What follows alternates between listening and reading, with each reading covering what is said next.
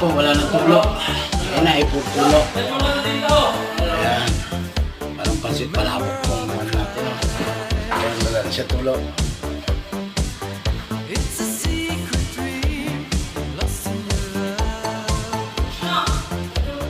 Ganahin na natin. Magano na. Yun. Tumayos na po. Kumain na po. Yung filter na lang. Filter naman para dito sa bahay. Sa